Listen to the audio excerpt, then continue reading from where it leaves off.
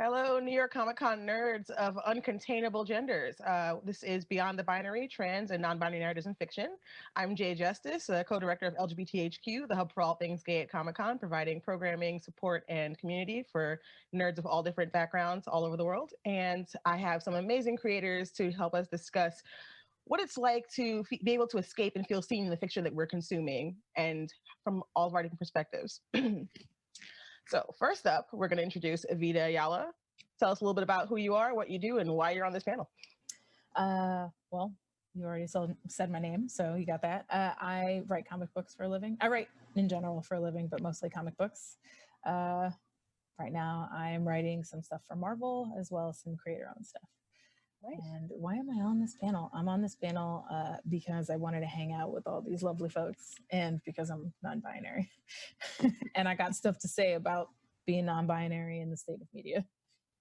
And we are here for all the stuff you have to say. All right, next up, Lilah Sturges. Tell us a little about yourself and what you do and why you're on the panel. I'm Lilah Sturges. I am a comic book writer. I have written books like Lumberjanes graphic novels, The Magicians. I have a book coming out next year called The Science of Ghosts that has a trans woman protagonist that I'm very excited about.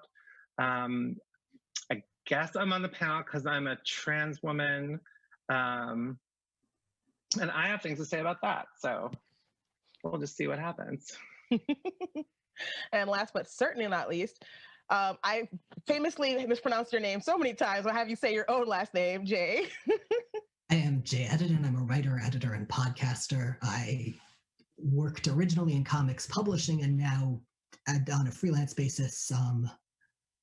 Also very tired. I'm all over the place. My I guess most recent comic as this comes out is going to be Marvel X-Men Marvel's Snapshots #1, which out September 15th. I also co-wrote the Thor Metal Gods novel for Serial Box, and I'm generally kind of all over the place. Oh, and I co-host Jay and Miles Explain the X-Men, which is a podcast, and it's what it says on the tin, and I'm trans and talk a lot about that. Awesome. All of you guys are basically known on the internet for having a lot to say and being really good at saying it, and that's why I picked you for this panel. So thank you so much for joining us.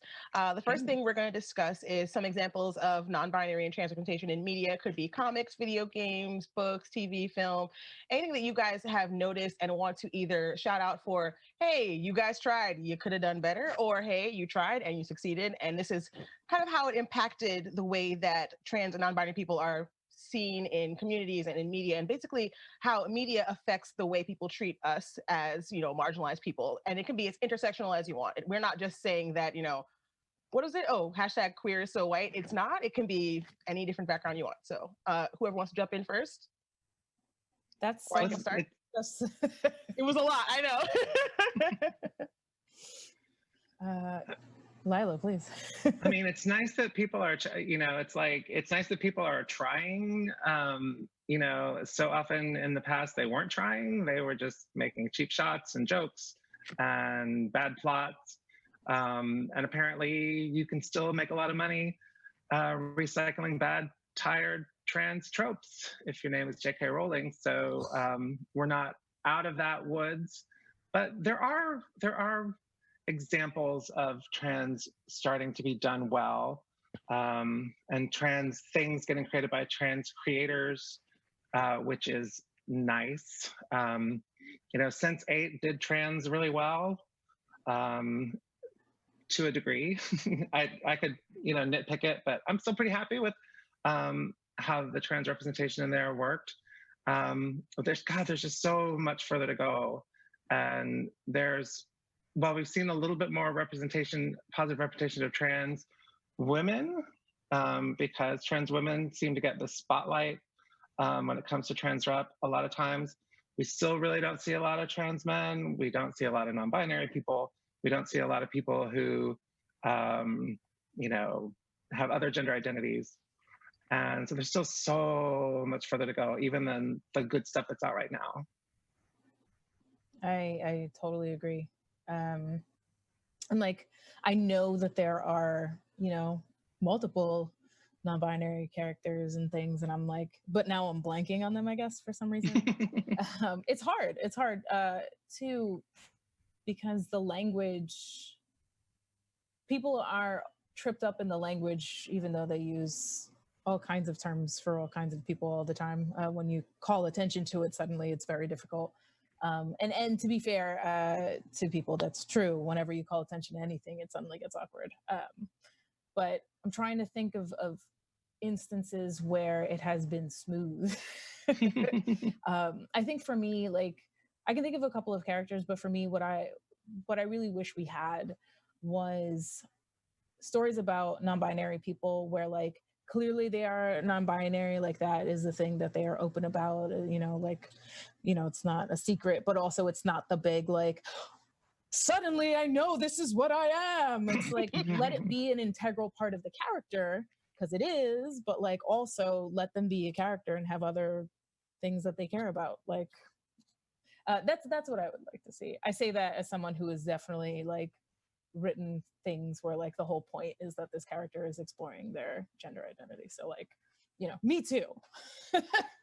I think what that speaks to is that we just need more in general. There are such a wide range of us and of stories and experiences. And I mean, you were talking about non-binary stories, and non-binary is such a fundamentally broad category. Absolutely. So this is something I'm pulling from, and I should credit my wife for being the person who I'm totally stealing this from, which is that saying having non-binary as a category is like having bipedal as a category. It's so broad and encompasses right. so many different relationships to gender and gender identities, and it's defined entirely by what its default not. So you can have, I can pull out 6 stories and say, well, these have non-binary rep, these have trans rep, etc. And there's still going to be a wide range of people who aren't necessarily going to see themselves in them, just because there's as much variation in our experiences as there is among cisgender experiences.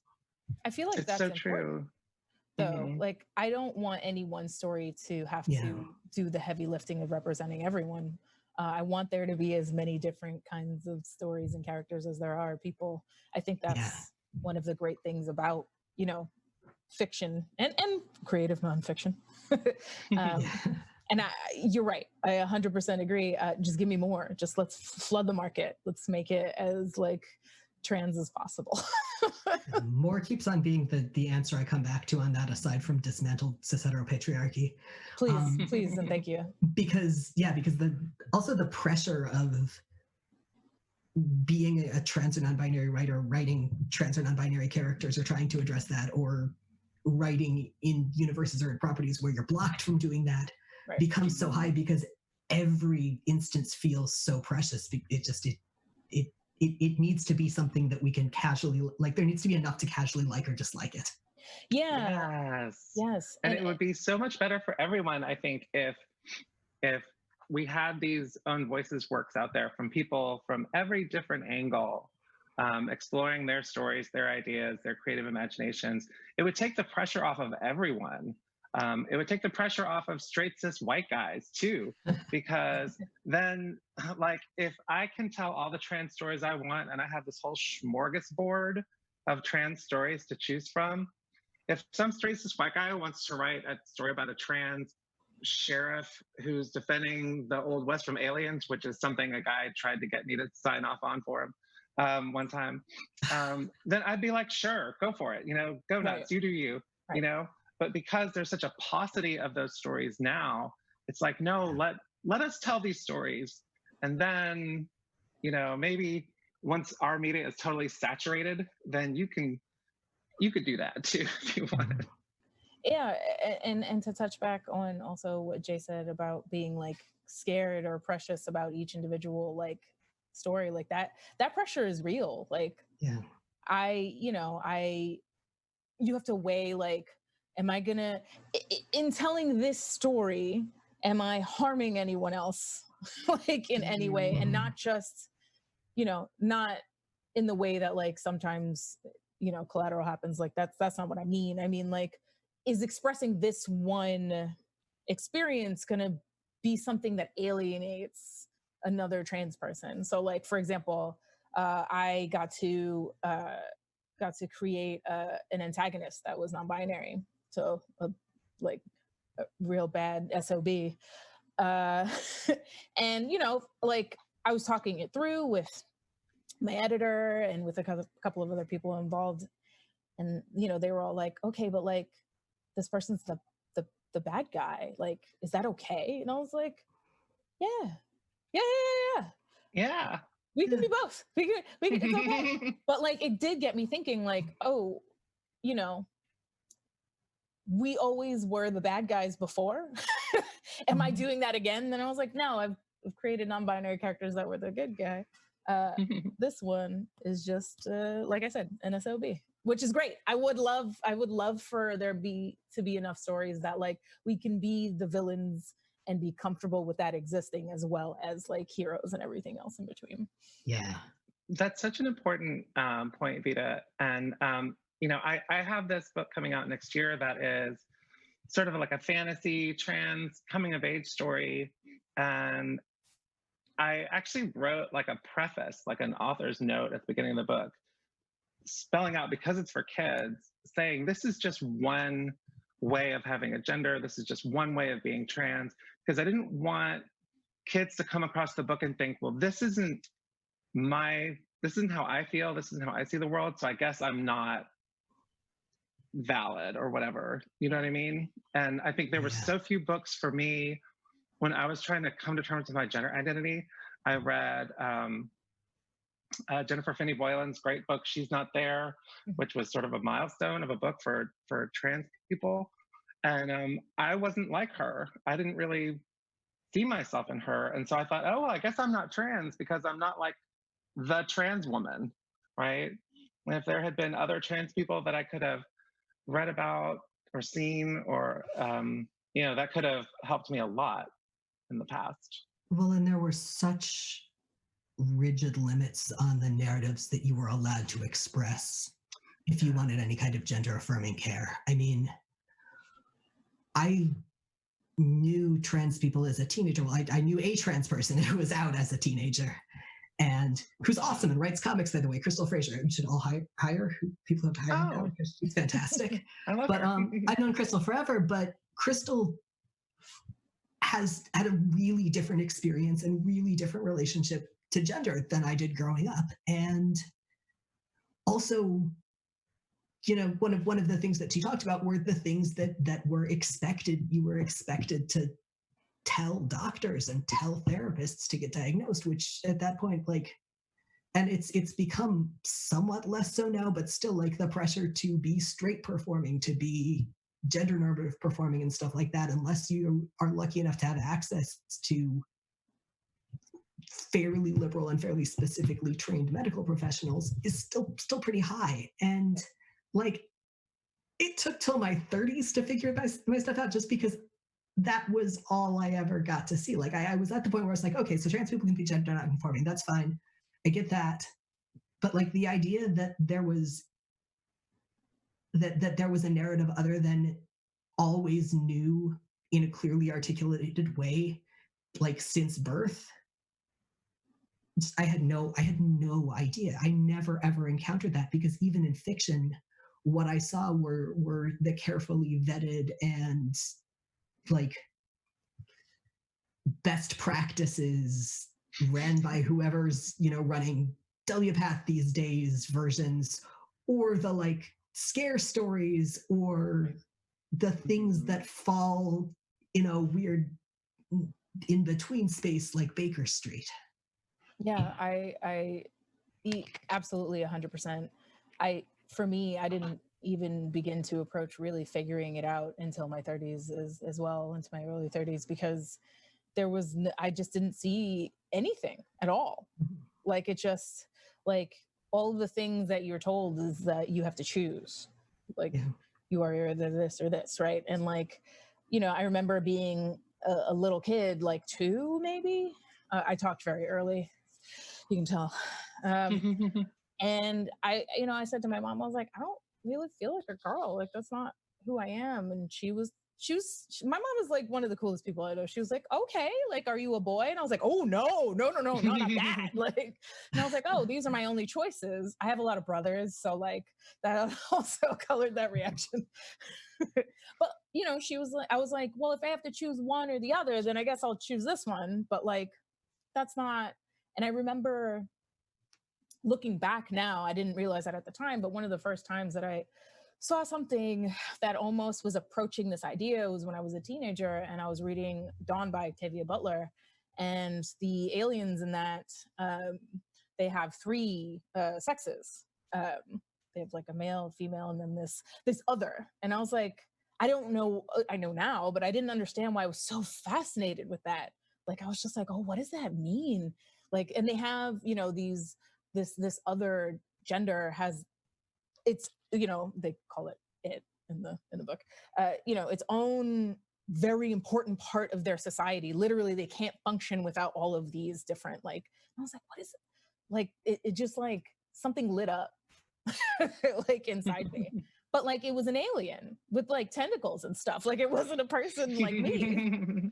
And so like, you know, this is off topic, I guess, but like my driving mission is like, I would like to give as many options, like you said, of many different ways of looking at things, so that like, it's just not so hard, because I am very, very fortunate in that the people in my life that matter have been very supportive of me. But there was no road guide for this. So like, they didn't have any language or any sort of thing to point to be like, is this what you mean?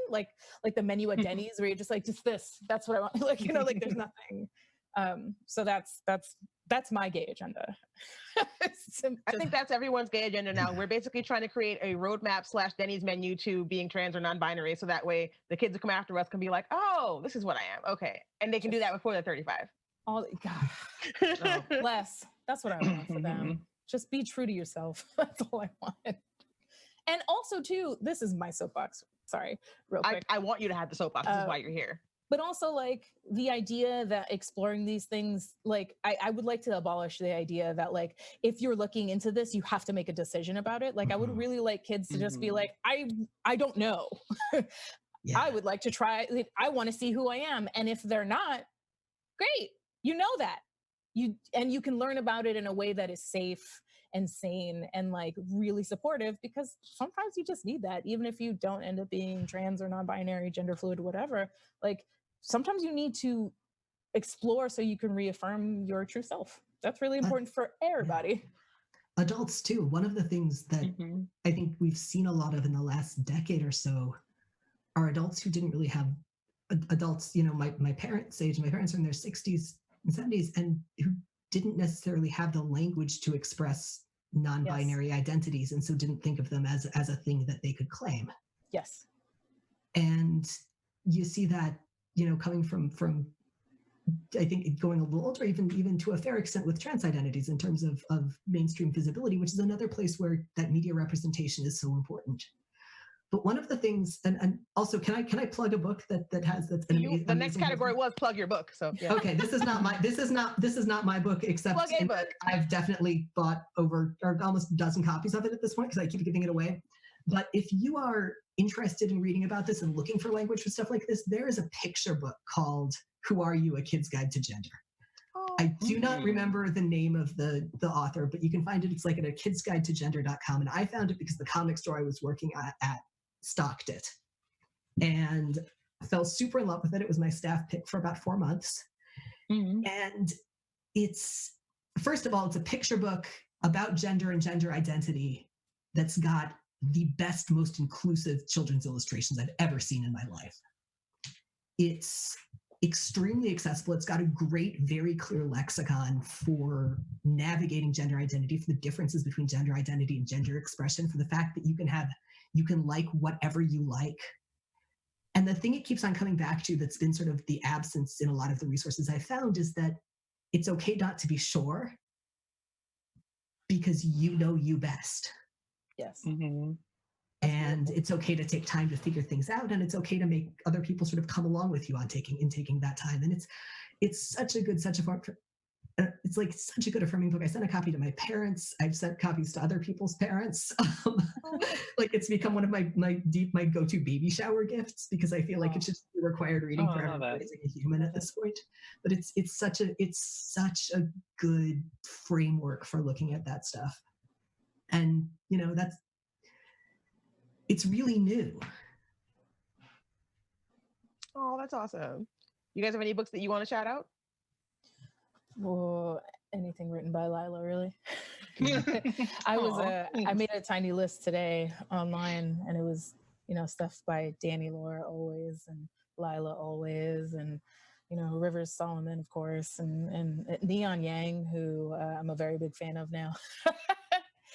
Really incredible. I think that like there is a boom in like Lilah was saying, own voices kind of takes, and I think that that's a really beautiful thing, and I want all of that to catch on so that we can all talk about those books now. That's what I want.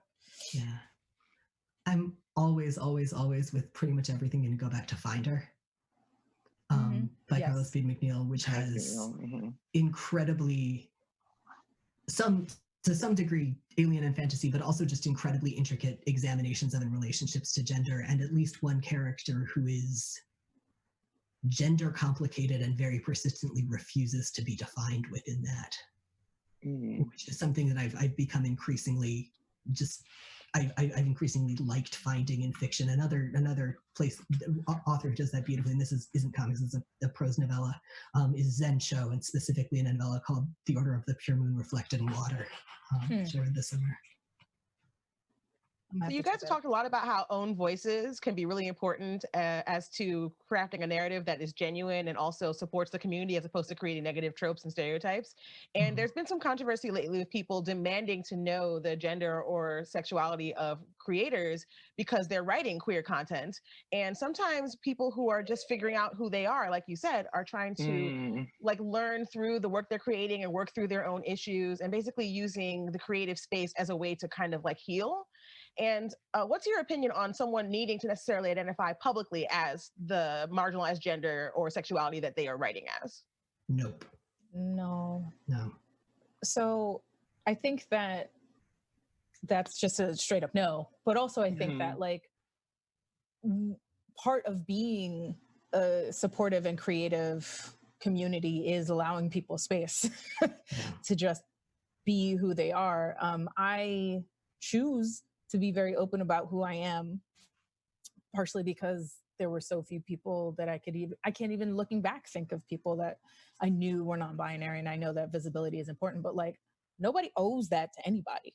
Like that's not it, like at all. And I think own voices stories are very important, but like that was also a sticky situation in which it wasn't like the work wasn't sold as own voices. that was not a claim that was made, and then the question came from that. And so it's like, in a very real way, we have to like, we've forgotten how to mind our own business in healthy ways. Like own voices should be something that you can claim as a writer, not that's a side to a work. Exactly. Yes, that's a great way of putting it. Except for Dracula, because Bram Stoker was just queer as all hell, and so queer. Very, very queer. Yeah.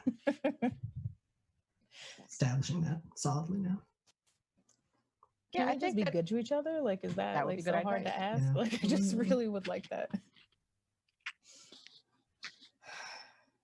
Yeah, I remember there being a time, before I came out, I was very conscious of being trans for a long time before I felt safe publicly coming out. But I was writing all of this stuff, and that had a lot of gender feelings in it. But I didn't feel like, I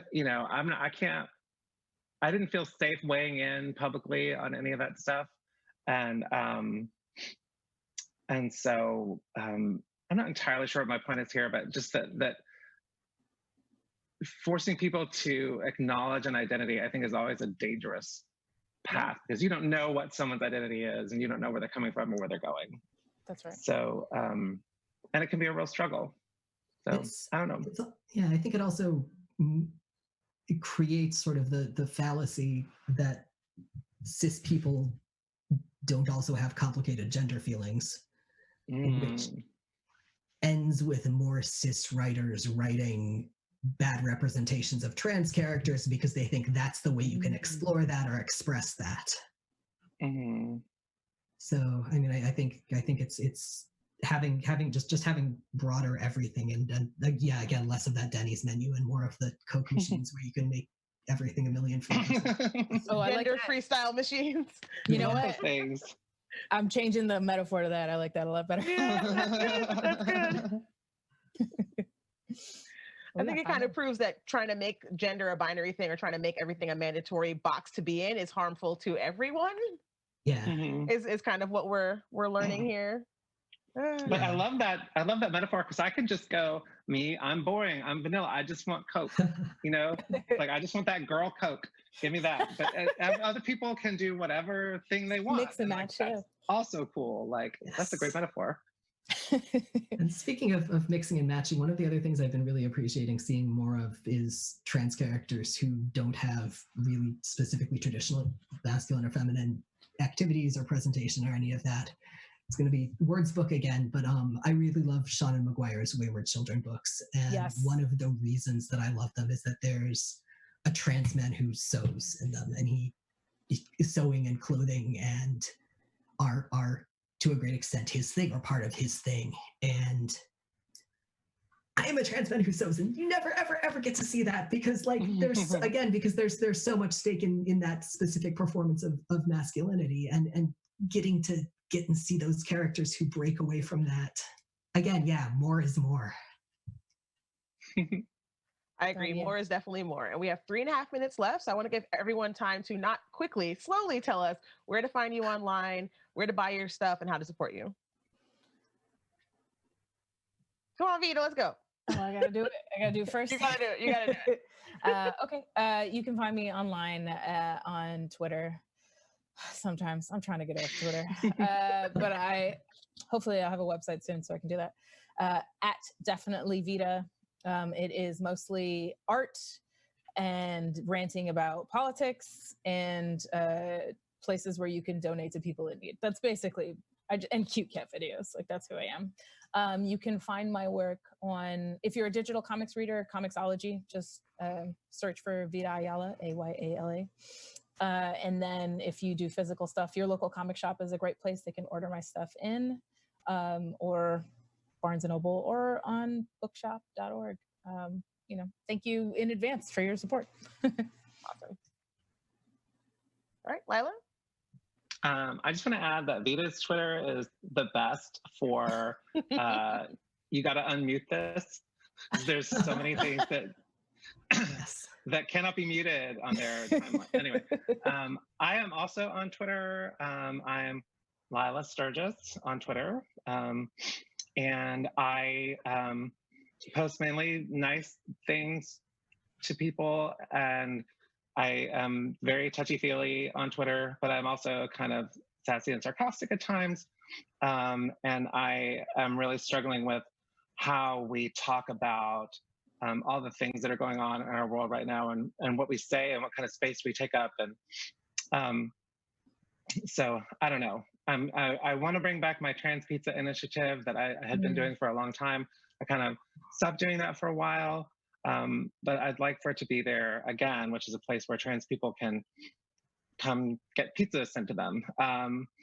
And my books, like Vita's, are available on Comixology online, at your local comic book store. Look out for my book, Science of Ghosts, coming out from Legendary next year. Nice. Awesome. And Jay? I am also on Twitter. I am not lasers. Sorry. I'm a jerk. I use a different username on almost every platform. I am Postcards from Space on Tumblr, and you can find links to a lot of my work at edidin.wordpress.com. I am sort of between professional sites. One of the fun things about coming out as trans mid-careers, you have to remake your entire professional identity. Yeah, I've got some stuff. I also have some stuff on sale at Gumroad under Chekhov's Ray Gun, but Twitter is probably the best sort of concentration of where to find me and links to the other stuff I do. Oh, also Explain the X-Men on pretty much every platform, and .com is the podcast. Awesome. And I'm at That Jay Justice on everything because I like to make things easy. Also check out LGBT-HQ for more awesome queer stuff from comics, gaming, and video games, and like all the things. Thank you guys so much for joining us. Please follow everyone because they're amazing people, and I hope you had as much fun as we did. Thank you. Thank you. Deuces.